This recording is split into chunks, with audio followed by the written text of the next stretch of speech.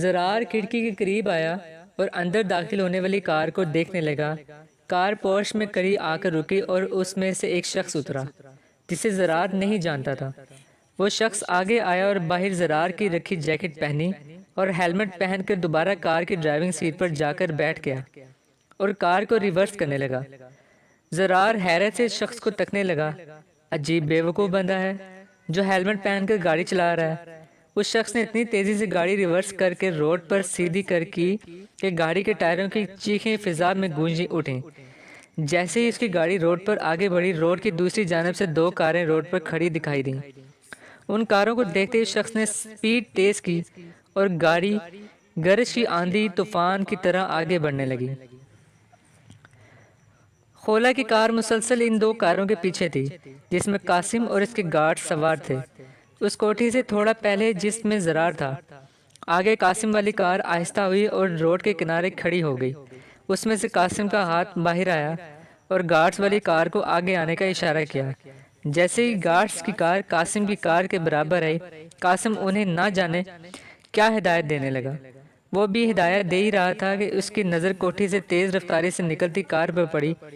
اس کو driving seat پر بیٹھے شخص کی صرف ایک جھلک دکھائی دی اور وہ چلا اٹھا اور گارڈز کو اس گاڑی کا پیچھا کرنے اور اسے روکنے کا کہا۔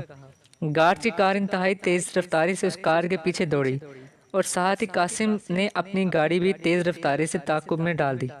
تینوں کاریں تیز رفتاری سے شہر سے باہر جانے والی سڑک پر رواں دواں تھیں اور پیچھے اپنی گاڑی میں بیٹھی خولا کے چہرے پر فاتحانہ مسکراہٹ تھی، جیسے اسے اس صورتحال کو دیکھ کر مزہ آ رہا ہو۔ جیسے ہی وہ کاریں نظروں سے اوجھل ہوئیں، خولا نے کار آگے بڑھائی اور کوٹھی کے پورش میں جا کر روکی اور بنا گیٹ بند کیے اندر کمرے کی طرف بڑھی۔ کمرے میں داخل ہو کر اس نے دیکھا زرار کھڑکی سے لگا بیٹھا اور ٹیبل پر دو لیپ ٹاپ رکھے ہیں جن کی سکرین پر ڈیٹا ٹرانسفر ہوتا دکھائی دے رہا تھا۔ بچے کو ڈر لگ رہا تھا۔ خولا نے طنز کرتے ہوئے تپانے والی مسکراہٹ ہونٹوں پر سجا کر زرار کو مخاطب کیا۔ ڈروں میں؟ اور ان سے ڈرے جو میری جوتی۔ وہ اندر آتے تو صحیح، یہاں سے ایمبولینس پر ہی جاتے۔ توقع کے مطابق زرار نے بپھر کے کہا۔ یہ خوش فہمی اور جلنے کی بو کہاں سے آ رہی ہے؟ خولا نے اوپر منہ کر کے ناک سیکڑتے ہوئے کہا۔ چہرے پر ایسے تاثرات تھے جیسے واقعی وہ فضا میں کوئی بو سونگھ رہی ہو۔ زرار کا دل چاہا کہ وہ آگے بڑھ کر خولا کی ناک کی مسل ڈالے۔ بڑی مشکل سے اس نے خود پر قابو پایا اور فوراً بات کا رخ تبدیل کر دیا۔ وہ بھی کیا ہوگا ہے؟ وہ گاڑی والا کون ہے؟ وہ بیچارہ تو مارا جائے گا فضول میں۔ زرار کے لہجے میں واقعی حیرت تھی۔ میں نہیں بتاؤں گا، ایسی باتیں بتائی نہیں جاتی، نظر لگ جاتی ہے۔ خولا نے مردانہ لب و لہجے میں نقل اتارتے ہوئے کہا اور ساتھ ہی کھلکھلا کر ہنس پڑی۔ زرار کا دل چاہا کہ وہ اٹھ کر خولا کا سر پھاڑ دے، لیکن اس سے پہلے وہ کچھ کرتا یا کہتا خولا کے سیل فون پر کال آنے لگی۔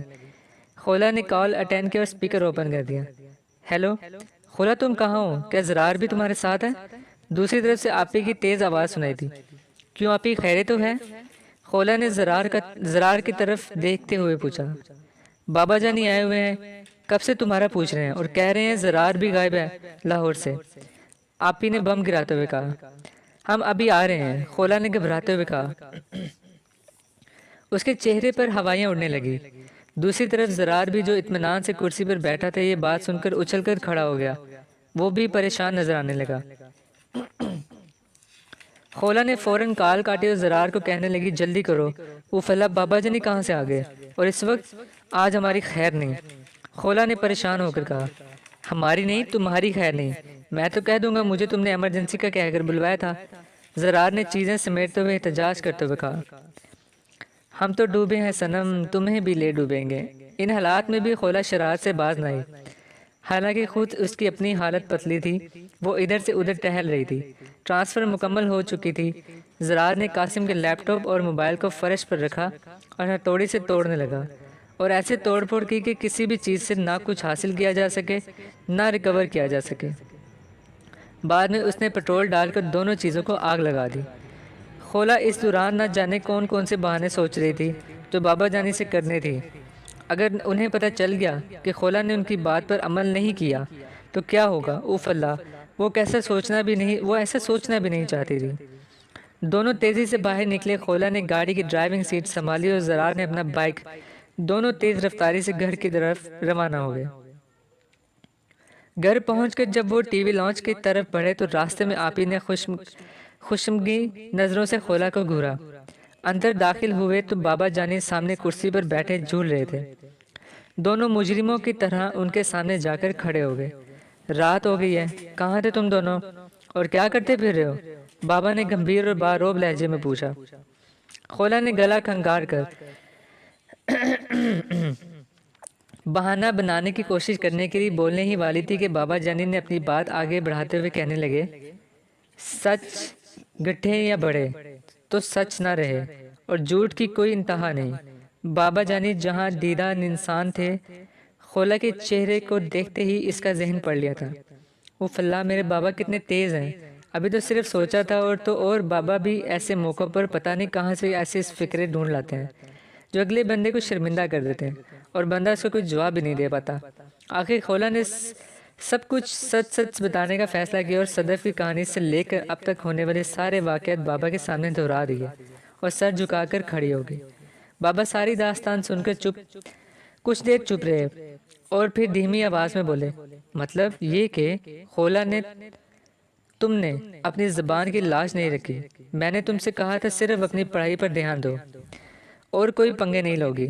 جن میں اپنی ٹانگ کسیڑنا تمہاری پرانی عادت ہے، اس لیے پرانی یونیورسٹی سے تمہارا یہاں مائیگریشن کروائی تھی اور تم نے یقین دہانی کروائی تھی کہ اب ایسی کوئی شکایت نہیں آئے گی۔ بابا نے میٹھے میٹھے لہجے میں جو سرزش کی تھی تو خولا کا چہرہ شرمندگی سے سرخ ہو گیا، کیونکہ پہلے بھی وہ اپنی انہی عادات کی وجہ سے بابا کو کافی پریشان دے چکی تھی۔ وہ نظریں زمین پر گاڑے چپ چاپ کھڑی رہی اور کچھ نہیں بولی۔ تھوڑے سکوت کے بعد بابا زرار کی طرف دیکھ کر بولے، اور جناب آپ کو تو موقع چاہیے ہیرو گیری کا، مارکیٹائی میں دو چار ہاتھ چلانا کیا سیکھ لیا، ہیرو سمجھنے لگے خود کو۔ اگر یاد ہو تو 2 کالجز ایک یونیورسٹی سے جناب اسی ہیرو گیری کے چکر میں نکالے جا چکے ہیں، کہیں دوستی کی خاطر، کہیں لڑکی کی ہمدردی کی خاطر۔ ایک اور موقع ملا ہیرو گیری کا تو جناب اڑتے ہوئے لاہور سے اسلام آباد آ پہنچے۔ زرار توپوں کا رخ اپنی طرف دیکھ کر بوکھلا گیا اور کچھ بولنے کے لیے منہ کھولا، مگر پھر فوراً منہ بند کر کے نظریں زمین پر گاڑ دیں۔ اس بار خولا کی نقل کرنے میں ہی اسے بہتری نظر آئی۔ اصول و ضوابط بنائے جاتے ہیں تاکہ انسان اپنی زندگی عزت اور سکون سے گزار سکے، لیکن جب سکون اور عزت ہی اصول و ضوابط توڑ کر ملے تو ایسی جگہ تمام اصول و ضوابط اپنی قدر و قیمت کھو دیتے ہیں اور عزت بچانا فرض ہو جاتا ہے۔ مجھے خوشی ہے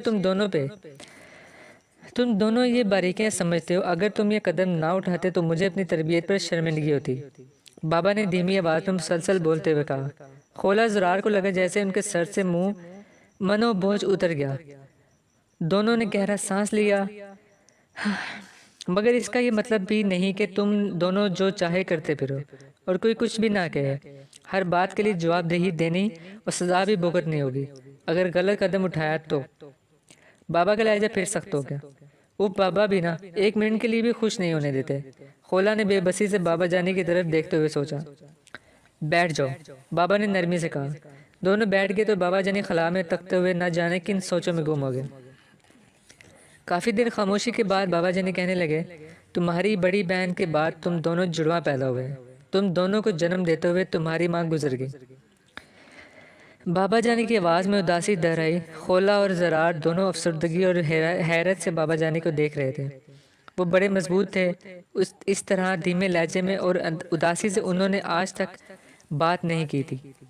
اتنے میں ان کی آپی اور چھوٹی ام ہانی اور اس کا بھائی بھی پاس آ کر بیٹھ گئے تھے۔ ان تینوں کو اپنے بابا پر فخر تھا۔ انہوں نے نہ صرف باپ بلکہ ماں بن کر بھی ان کی پرورش کی تھی۔ خولا اور زرار تو اس وقت پیدا ہوئے تھے جب ان کی آپی بھی ابھی 3 سال کی تھی۔ وہ صرف اندازہ ہی کر سکتے تھے وہ وقت بابا جانی نے کیسے گزارا ہوگا۔ رشتہ داروں کی تو انہوں نے کبھی شکل تک نہ دیکھی تھی اور نہ بابا جانی نے کبھی بتایا تھا ان کے کوئی رشتہ دار بھی ہیں۔ ایک بار پوچھنے پر انہوں نے بس اتنا کہا تھا، آئندہ یہ سوال مت کرنا۔ پتہ ہے تمہارا نام خولا کیوں رکھا اور زرار کا نام زرار کیوں رکھا؟ بابا نے خولا اور زرار سے مخاطب ہو کر کہا تو دونوں نے نفی میں سر ہلا دیا۔ بابا نے کرسی سے ٹیک لگائی اور ٹھنڈا سانس بھر کر بتانے لگے، ایک انسان تھا جسے دنیا زرار بن ازور رضی اللہ تعالیٰ عنہ کے نام سے جانتی تھی، اور ایک ایسے انسان تھے کہ اس دور میں دشمن ان کے نام سے کانپ اٹھتے تھے اور ان کی راہ میں آنے سے کتراتے تھے۔ جنگ ہوتی تھی تو سارے دشمن اور فوجیں زرہ اور جنگی لباس پہن کر جنگ لڑتے تھے، لیکن آفرین حضرت زرار رضی اللہ تعالیٰ عنہ ذرا تو درکنار اپنا کرتا بھی اتار دیتے تھے۔ لمبے بال لہراتے چمکتے بدن کے ساتھ جب میدان میں اترتے تھے تو ان کے پیچھے دھول نظر آتی تھی، ان کے آگے لاشیں اتنی پھرتی تیزی اور بہادری سے لڑتے تھے کہ دشمن کی صفیں چیر کر نکل جاتے تھے۔ ان کی بہادری پر بے شمار مرتبہ حضرت خالد بن ولید رضی اللہ تعالیٰ عنہ کو تعریف کرنے اور انعام و کرام دینے پر مجبور کیا۔ دشمنوں میں وہ ننگے بدن والا جنگجو نیکڈ واریر کے نام سے مشہور تھے۔ رومیوں کی لاکھوں کی تعداد پر مشتمل لشکر سے جنگ اجنادین جاری تھی۔ حضرت زرار رضی اللہ تعالیٰ عنہ حسب معمول میدان میں اترے اور صف آرا دشمن فوج پر طوفان کی طرح ٹوٹ پڑے۔ اتنی تیزی اور بہادری سے لڑے کہ لڑتے لڑتے دشمن فوج کی صفیں چیرتے ہوئے مسلمانوں کے لشکر سے بچھڑ کر دشمن فوج کے درمیان تک پہنچ گئے۔ دشمن انہیں اپنے درمیان دیکھا تو ان کو نرخے میں لے کر بڑی مشکل سے قید کر لیا۔ مسلمانوں تک بھی خبر پہنچ گئی تھی کہ حضرت زرار رضی اللہ تعالیٰ عنہ کو قید کر لیا گیا ہے۔ حضرت خالد بن ولید رضی اللہ تعالیٰ عنہ نے اپنی فوج کے بہادر نوجوانوں کا دستہ تیار کیا اور حضرت زرار رضی اللہ تعالیٰ عنہ کو آزاد کروانے کے لیے ہدایت وغیرہ دینے لگے۔ اتنے میں انہوں نے ایک نقاب پوش سوار کو دیکھا جو گرد اڑاتا دشمن کی فوج پر حملہ آور ہونے جا رہا تھا۔ اس سوار نے اتنی تند خوئی اور غضبناکی سے حملہ کیا کہ اس کے سامنے سے دشمن پیچھے ہٹنے پر مجبور ہو گیا۔ حضرت خالد رضی اللہ تعالیٰ عنہ اس کے وار دیکھ کر اور شجاعت دیکھ کر اش کر اٹھے اور ساتھیوں سے پوچھا کہ یہ سوار کون ہے، لیکن سب نے لازمی ظاہر کی کہ وہ نہیں جانتے۔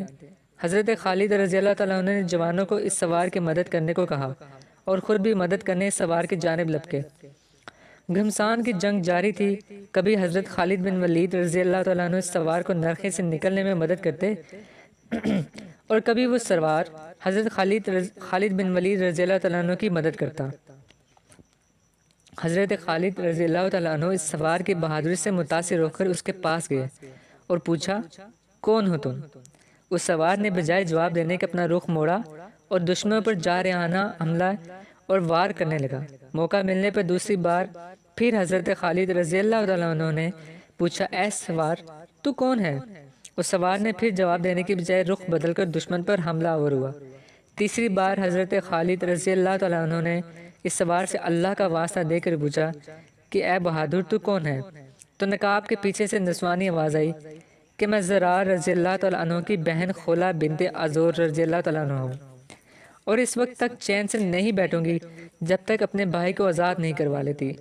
پھر مسلمانوں اور حضرت خولہ رضی اللہ تعالیٰ عنہ نے مل کر حضرت زرار رضی اللہ تعالیٰ عنہ کو آزاد کروا کر دم لیا۔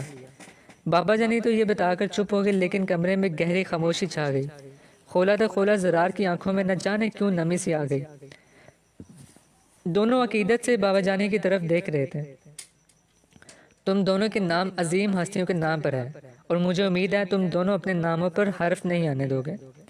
بابا جانی نے ان کی طرف دیکھ کر کہا، انشاءاللہ بابا جانی۔ دونوں نے بیک واز ہو کر کہا، اچھا تو پھر کیا ملا لیپ ٹاپ میں؟ بابا نے زرار سے پوچھا۔ پتہ نہیں بابا، ابھی ڈی کوڈ کرنا باقی ہے، بس کافی فائلز ایک ہی نام سے سیو ہیں، عجیب سا نام ہے، بلیک ہنٹ۔ زرار نے کندھے اچکاتے ہوئے کہا، کیا بلیک ہنٹ؟ تم نے کہا بلیک ہنٹ؟ بابا جانی اچانک اچھل کر کھڑے ہو گئے، ان کے چہرے پر حیرت اور جوش ثبت ہو کر رہ گیا۔ جی بابا۔ کمرے میں موجود ہر شخص حیرت سے بابا کو دیکھنے لگا کہ بابا کو کیا ہو گیا یہ نام سن کر۔ ابھی جتنی جلدی ہو سکے ڈی کوڈ کرو ان فائلز کو، بابا نے کندھوں سے پکڑ کر زرار کو جھنجھوڑتے ہوئے کہا۔ وہ اچانک بہت بے چین نظر آنے لگے تھے۔ بابا جانی نے فون نکالا اور جلدی سے کسی کو کال کرنے لگے۔